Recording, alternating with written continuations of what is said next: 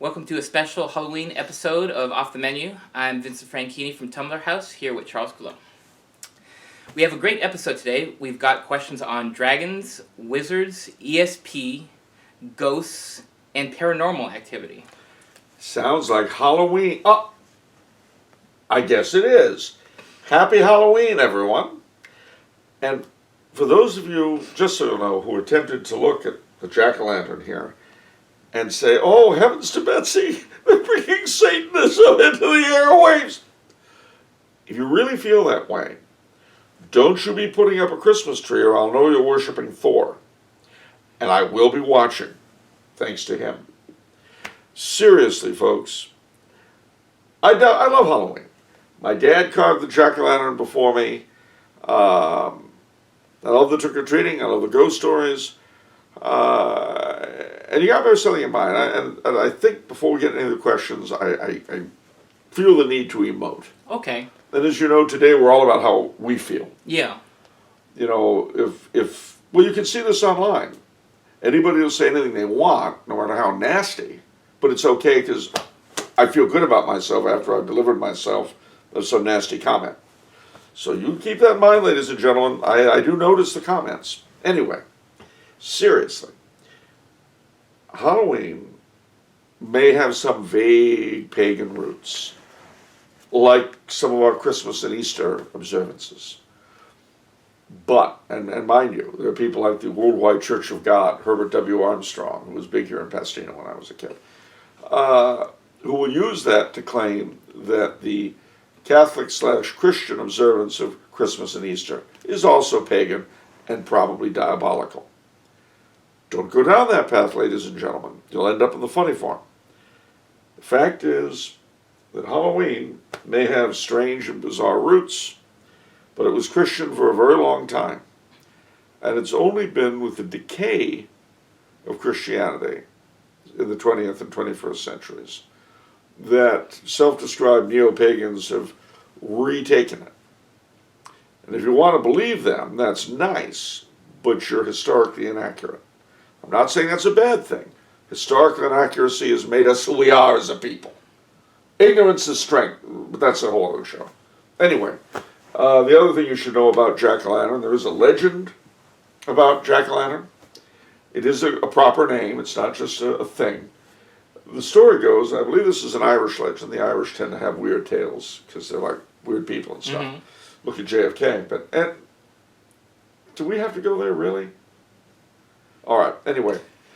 Jack-o'-lantern, notice jack-o'-lantern, Jack Kennedy. Mm-hmm. Wow. Anyway, the thing is that jack-o'-lantern was supposed to be a fellow who was so bad, he was rejected from heaven, but was so annoying, the devil wouldn't take him in hell. So he spent the rest of eternity, up until the present presumably, misleading people with his little candle. So another name for jack-o'-lantern is will-o'-the-wisp. Oh. So if you find yourself out in the marshes one day and you see a candle ahead of you, don't you be following it. Or you'll end up on somebody's front porch on Halloween. Well, no, not. Let's go on with the question. Okay. That story was getting a little weird. All right, let's talk about ghosts. Oh, boy. It's like Halloween. It is Halloween. Never mind. All right. You've written 2 books on haunted places. I'm sure you know more about hauntings other than the ones you wrote about. Yeah. And you've had a couple paranormal experiences yourself. Sadly, yeah. Can you tell us 1 or 2 of the scariest ghost stories that you know? I can indeed. And oddly enough, both of these are Catholic. One really isn't too terribly scary. And that's the story of the oratory ghost, the Brompton Oratory in London. I believe, I hope I don't garble the details too badly. But way back in the 1920s, the priest was on duty because there used to be a custom in the Catholic Church. Back when we believed that the sacraments were necessary, you used to have priests on call for dying people. Oh. Yeah, I know, it's a weird idea. And the oratories still do this even today. They're really, talking about retro. Yeah. But the duty priest, as he is called, is there in the late hours of the night There's always somebody 24 hours ready to take the call if somebody's dying. So if I remember correctly, he gets the call that normally would go through the front exchange. And this old lady asks him to come quick because the master of the house she's in is dying. And, he needs a priest right away. Yeah. So he says, well, all right. And he goes off with her. She's Irish, which isn't that strange, but she takes him to a fine house in Belgravia and then vanishes. He thinks down the downstairs, the servants' entrance. Mm-hmm. Well, he's a little bit miffed at being left out like that by himself, and it's 1 or 2 a.m. Yeah. So he really doesn't like ringing the doorbell, but he does, and the butler eventually opens up. And he says, what do you want? And he said, well, I understand that Mr. So-and-so is dying. He said, well, that's the first I've heard of it. He's fine when he went to bed. Let me go see. So he brings him in, he runs upstairs. He comes down, he's fine. Now, mind you, he's not that happy at being woken up, but he's happy to entertain the priest. Well, it turns out that he was baptized a Catholic, is raised Catholic, but he's fallen away for years and years and years. And they have a long talk, and the priest offers to hear his confession. He says, well, all right. He does. He's fine health. He doesn't see the problem. And then he agrees to come back the next day for tea. And then they could perhaps speak about getting him, you might say, living a Catholic life again. So the fellow goes back up to bed, and the priest goes home to the oratory. Then what happens? The next day, he goes over to the house, and there's a hearse in front, and everything's covered in black. He knocks on the door, and the same butler said, Mr. So-and-so died very early this morning, sudden heart attack. Went like that. And the priest, of course, was absolutely amazed. Then he sees a picture of the woman that had brought him the night before. That's the one who brought me last night. Well, it certainly couldn't be, sir. That's Mr. So-and-so's mother. She died 20 years ago. Wow. So then he went back and talked to the operator at the oratory to see, the person who was on duty with the doorbells and all that, the phones. And they asserted that nobody had called the night before.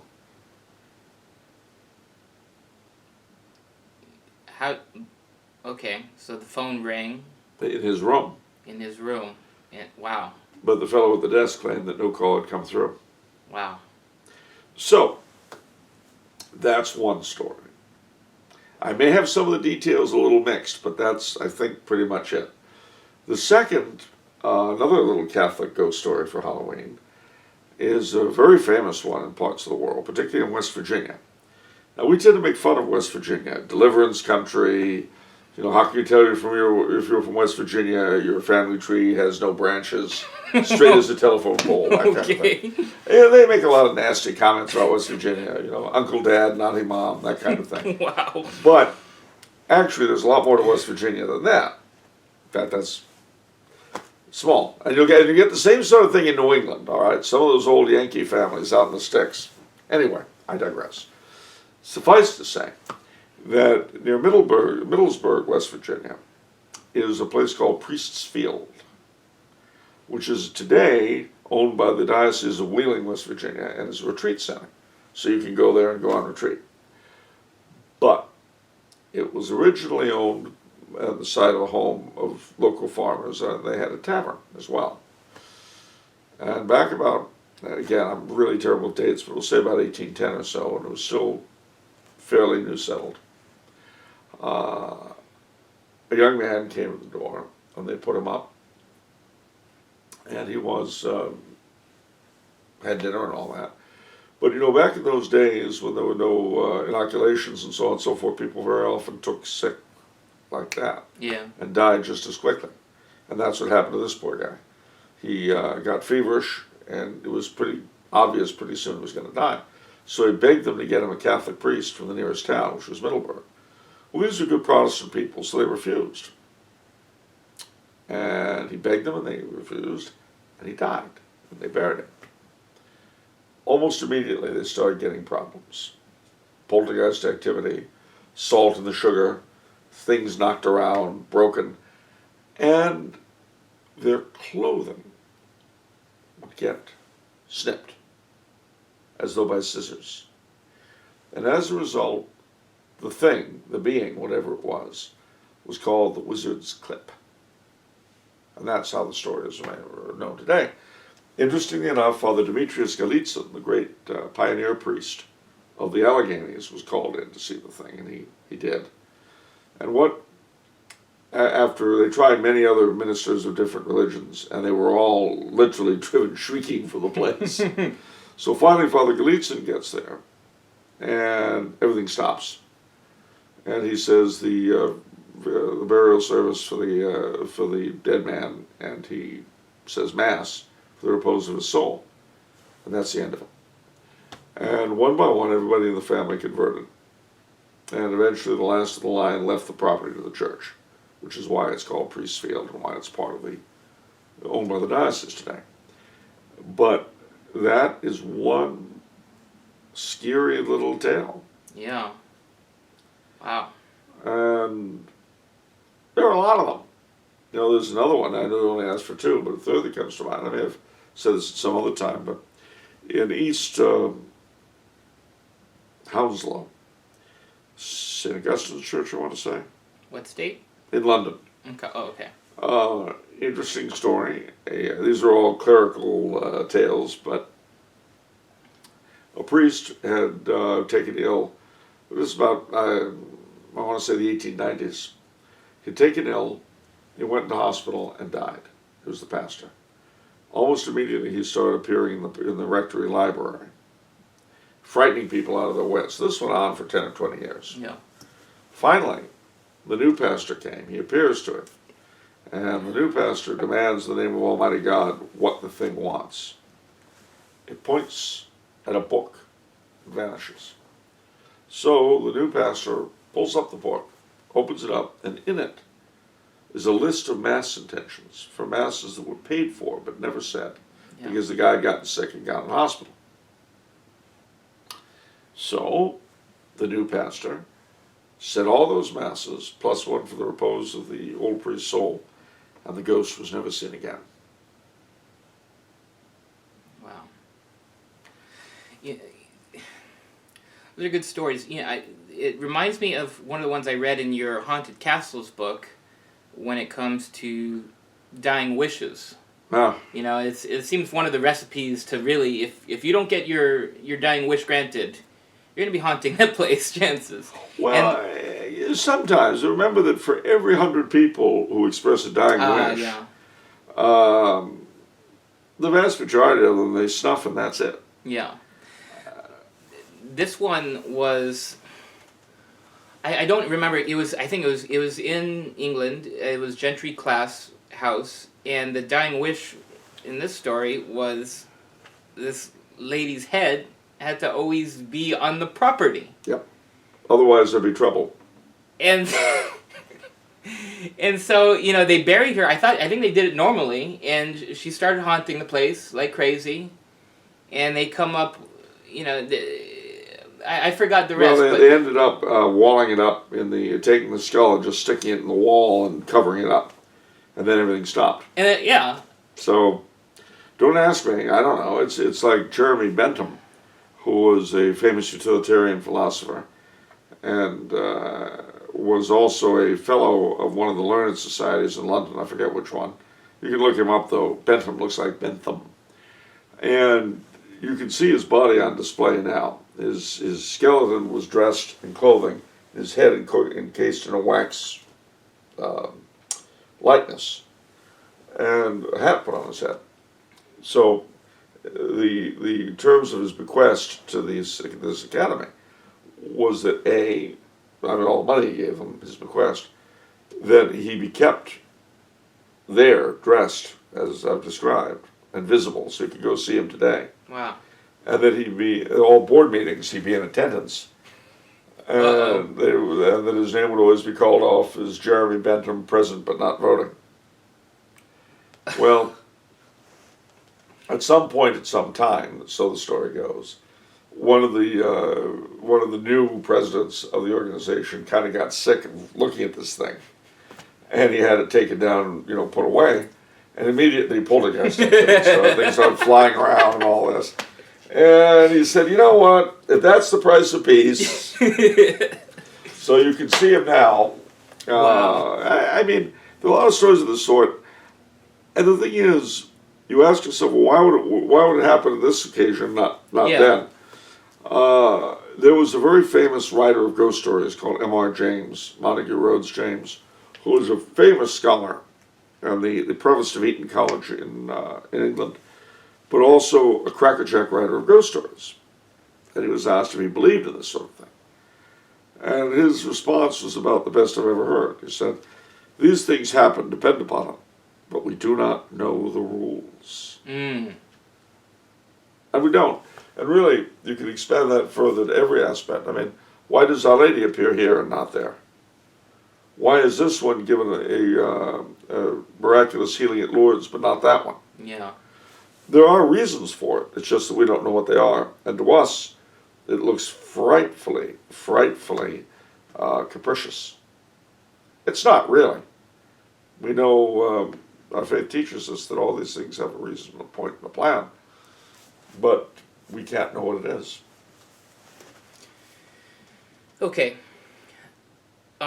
Oberon, King of the Forest, sent in 3... Really? I take it he's hanging out with Titania and Puck and the whole gang. That's great. He sent in 3 really good questions relating to folklore. I hope I can give it 3 really good answers. We'll see. First question is on house spirits. What exactly are they, and what was their importance? More importantly, did we Catholics have a tradition of them? Well, I'd like to give the obvious answer and say house spirits are the booze that you keep at home, as opposed to what you go out to bars for. But no, house spirits are sort of like brownies and things like that in folklore. What's a brownie? A brownie is a small elf-like thing that helps with the housework. So in those homes favored to have a brownie, the work would get done without anybody having to actually do it. Butter would be churned, the hearth would be swept, everything would be cleaned up. You could leave a sink full of dirty dishes, and the next morning they'd all be clean. Wouldn't it be nice to have a brownie? That'd be nice. Wouldn't it? Yeah. Well, unfortunately, what often happened, according to the stories, is that they'd have a deal, like leave out a bowl of milk or something for the brownie. That was all I wanted. A bowl of milk, that was it. But if you tried to give them something extra, like the story about the maid who stayed up real late one night to watch him at work, because they didn't like being watched. And she sees this misshapen old man-like thing in just rags, doing everything. And then done by the morning. So she figured it'd be nice to make him some little clothes to wear, instead of the rags he had on. So she did, and these were laid out next to the milk. When the appointed hour came, there was a shriek of annoyance, and the milk's kicked over, and the brownie turns into a poltergeist and then leaves, never to be seen again. You might say that these house spirits were sort of the opposite of the poltergeist, in that they were helpful and useful. Is there a Catholic tradition of them? Well, let's say that they're to be found in the folklore of many Catholic peoples. There's a difference, between the folklore of Catholic peoples and the teachings of the Church. I should hope so. The two affect each other. There is an effect. There is a connection, but they're not identical.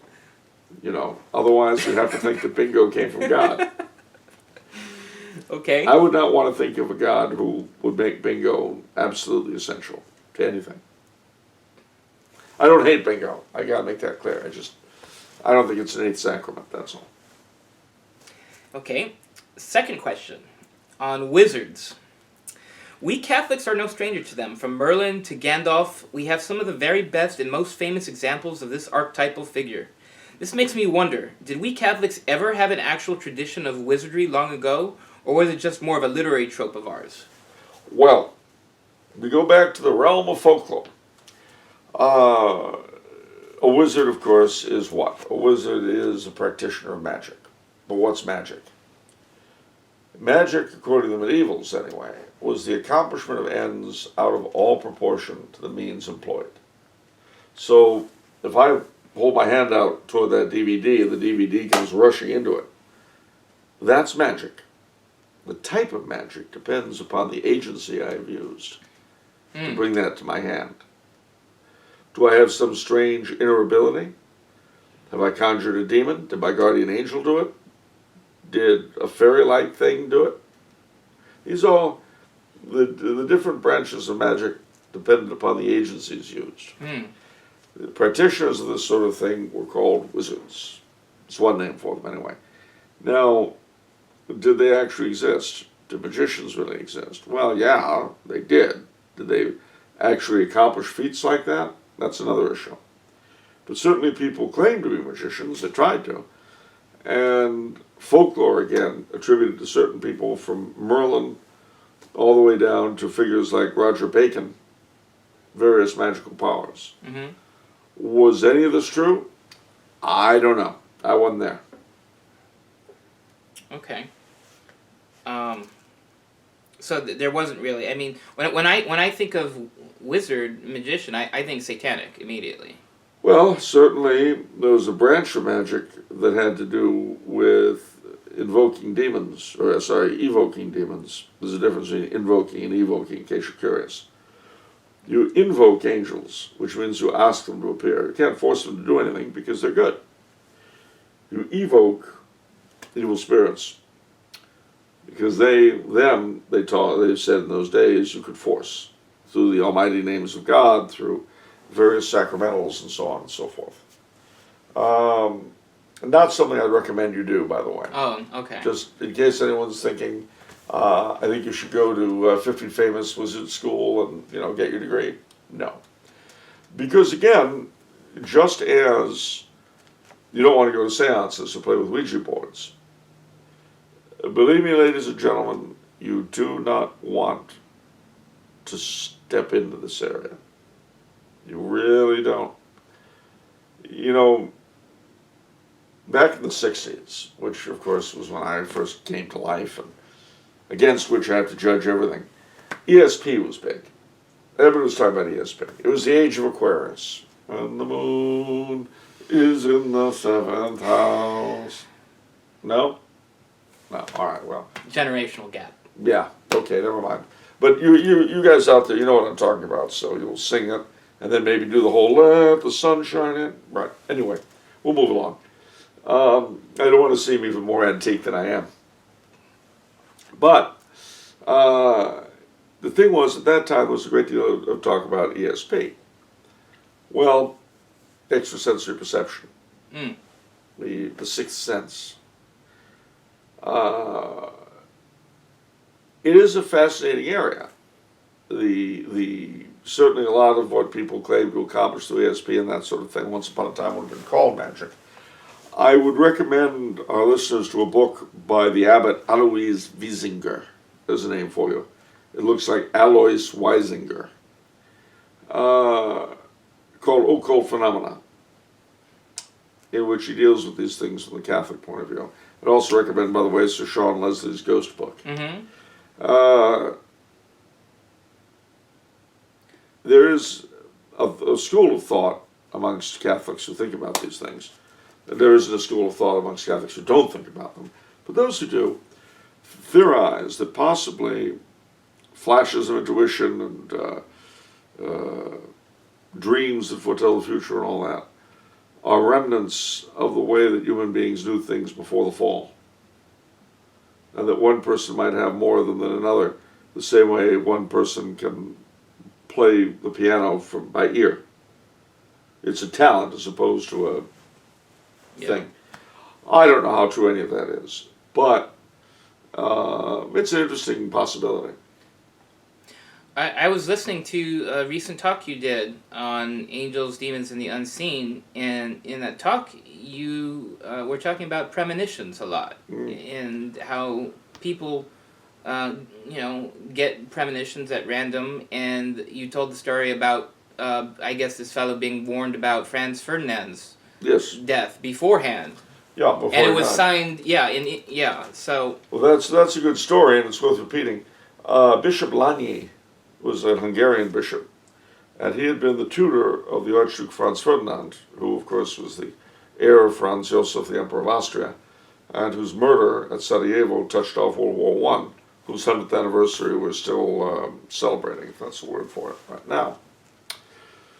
Well, what happened was that on the night before the actual assassination took place, Lányi had been very close to the Archduke. He was his tutor, as I said.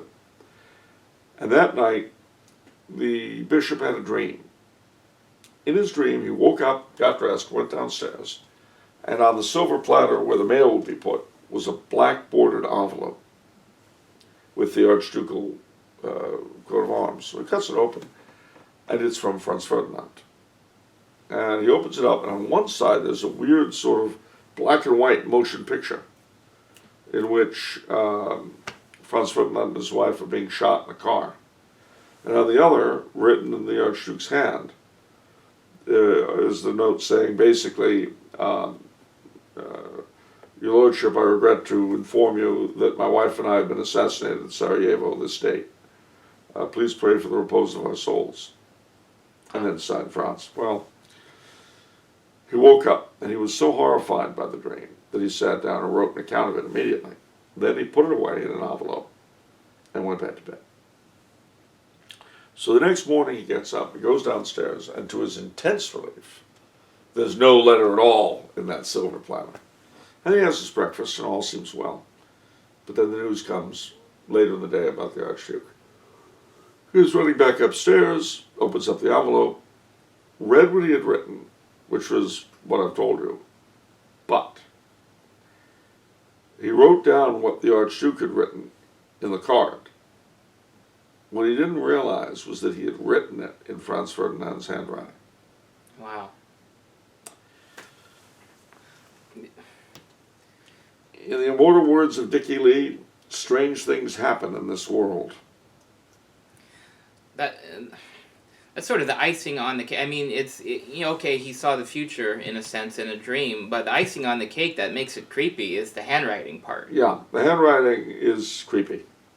And he wasn't aware of having done it. Wow. I mean, who you wouldn't be if you were writing down a message from someone else in handwriting and you just wrote the thing. You wouldn't take the time to imitate him. Of course. And you wouldn't even be able to if you tried. No. So it was the whole thing was a very, very strange story, and it's very well documented. So the problem that we have with these things is that they fly in the face of everything we're used to thinking. And really, human beings are funny. We are more impressed by evil than by good. Jesus heals tons of people, raises people from the dead. That's nice. Throws the devil out of somebody. Oh, well, now we got something to talk about. That's impressive. Because we are more easily impressed by evil than by good. I think probably something in our fallen nature responds to it. Which is another reason why you shouldn't try to conjure demons, raise the dead, go to seances, or use the Ouija board. Okay.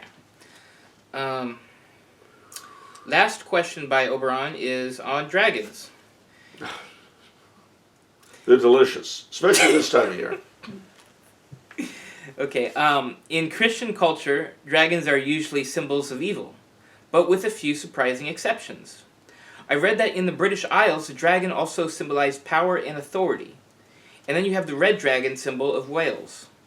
How did these come about, and what is their significance, especially in relation to Christian culture? Well, firstly, in the West, there's a great deal of difference, although there's some similarities between the Western and the Asian dragons. Western dragons are always the symbol of evil. The Eastern dragons, the Chinese dragons, are the messengers of the gods. Okay. There's a big difference between the two. It's true that in England they did come to represent power and authority. Why? Because the first kings were heroes, and the first heroes were dragon slayers. Imposing law on the chaos symbolized by the dragon.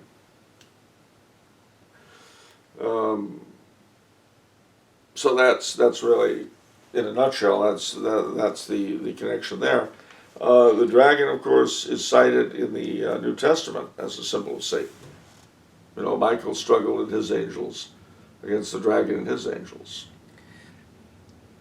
Yeah, but I guess the big question, as they say it, dragon in the Old Testament, is that the same fire-breathing, understanding as our modern image? What is a dragon?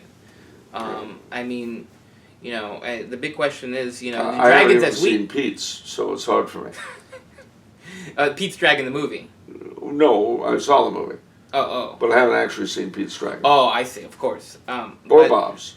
I mean, the story of St. George and the dragon. I mean, do dragons as we know it, like Smog, I mean, did they ever exist, or are these just really large reptiles and tall tales that are, out of proportion? Well, I'll tell you.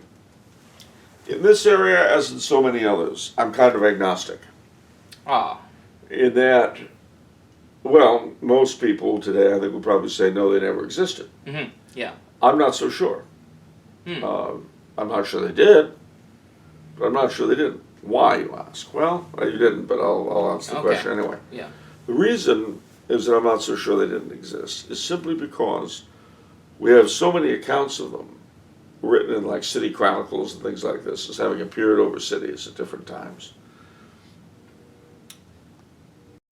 Am I seriously to believe that they were all misled or stupid or lying? It's hard for me to believe that. Mm-hmm. Now, supposedly, the last dragon in England was killed in St. Leonard's Forest in 1614. And I can tell you that in 1992, a couple of friends of mine and I were in St. Leonard's Forest. We decided to go dragon hunting. All we did was flush a deer out of a culvert, but we felt like we'd accomplished something. It's, well, something. Seriously, though, the dragon,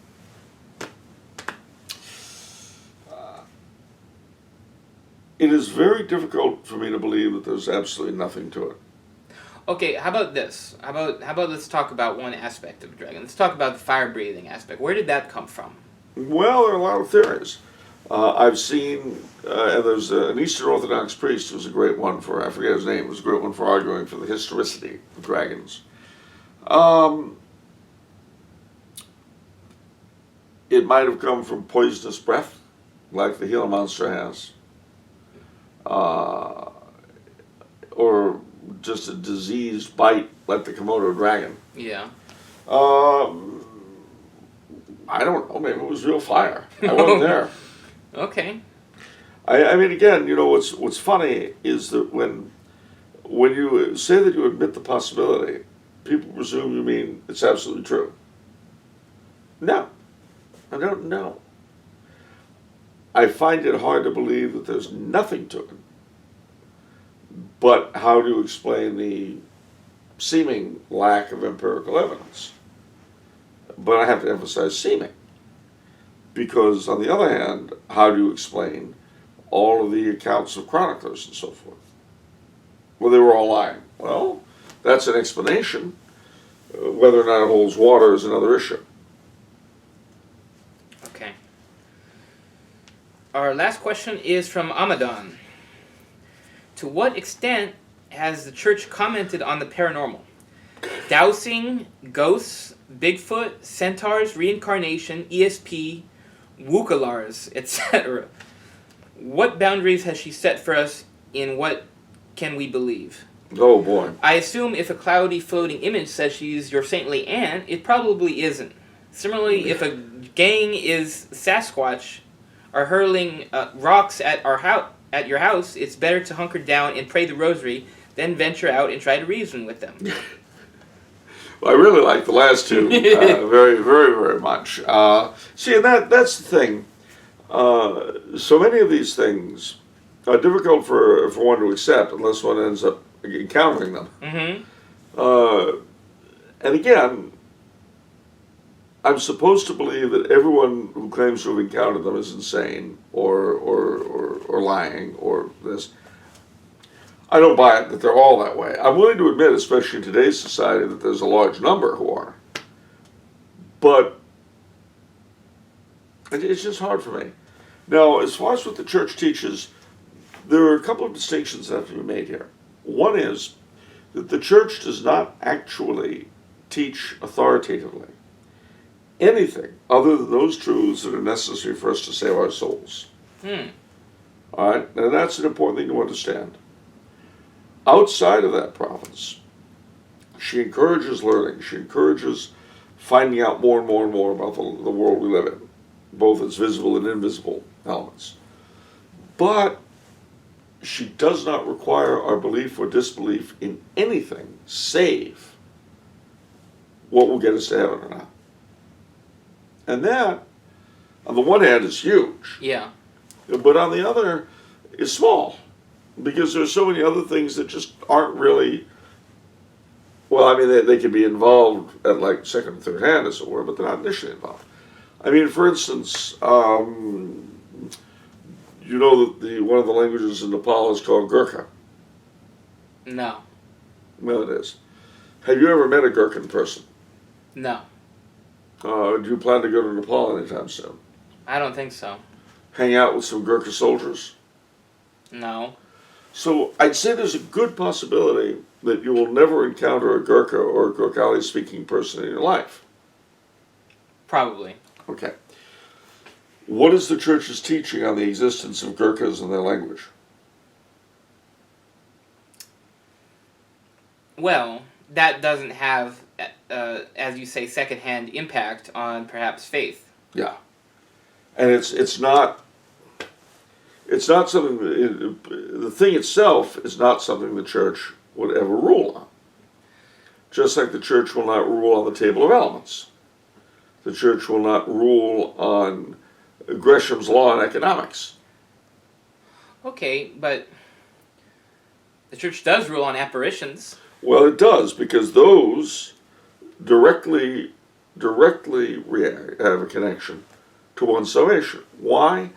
Because if you think that this thing that's appearing to you is the Virgin Mary, or St. Jude, or your great aunt Hilda, Yeah.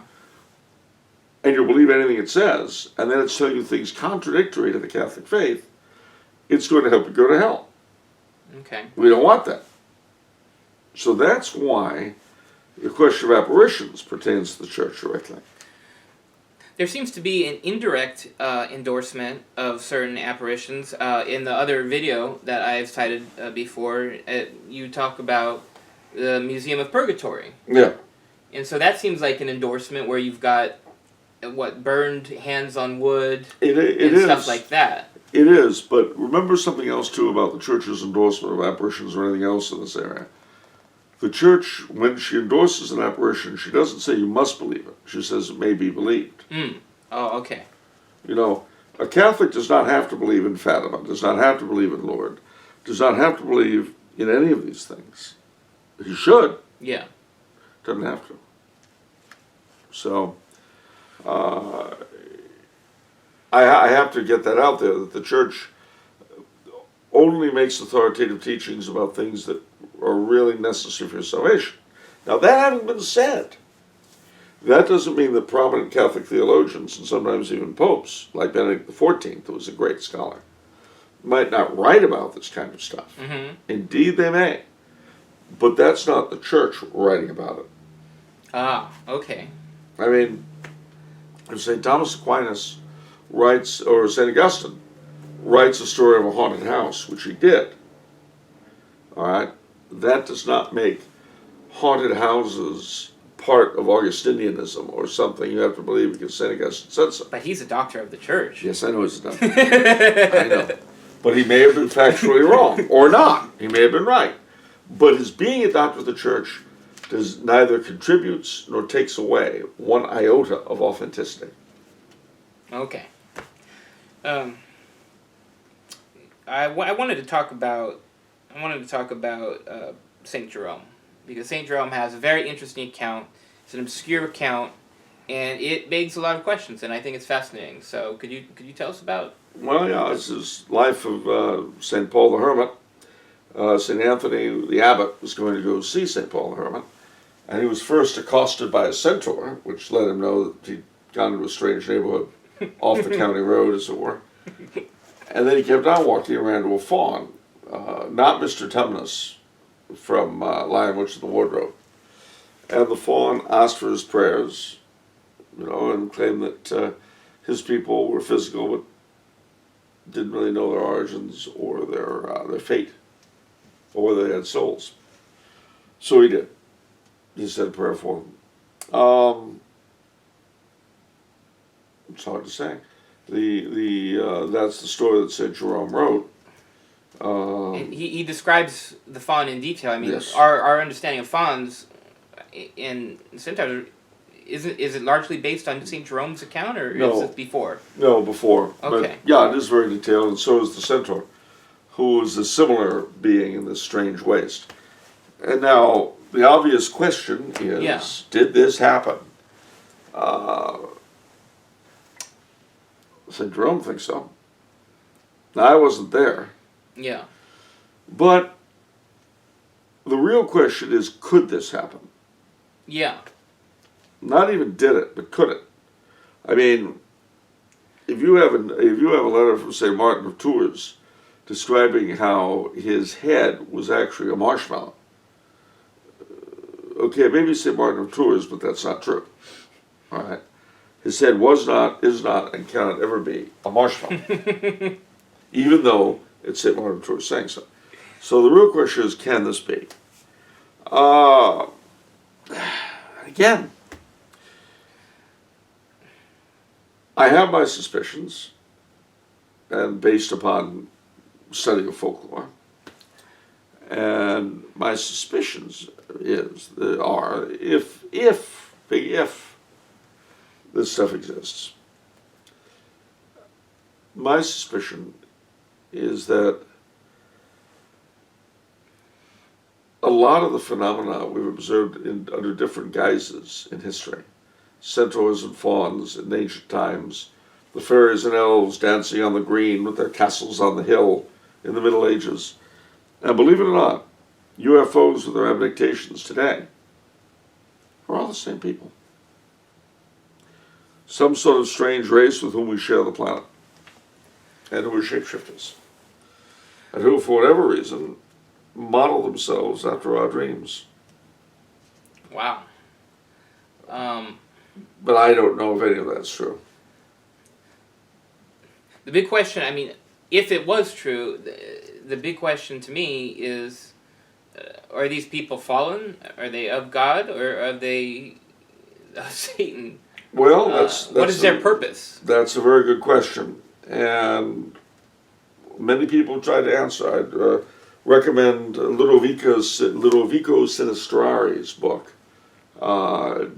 Demoniality, in which he points out, by the way, that his use of the word daemon in this area is not the same as demon per se. Okay. Rather meaning spirit. But there are all sorts of different attempts to explain this question. And also, by the way, one of the things that's pointed out is the line of the Old Testament about the sons of God and the daughters of men bringing forth children, the giants, the mighty men of old. Supposedly, this refers to them. Who says that? Well, Sinistrari, for one, and various other people. Okay.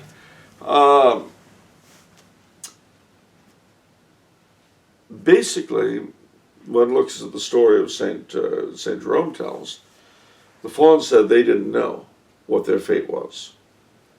They were aware of God, and other people have written this sort of thing since. I guess the best way I could put it is that supposedly, for a being of this sort, you and he go to Mass. He would go to Mass? You can't see him, of course. Oh, okay. You and he go to Mass.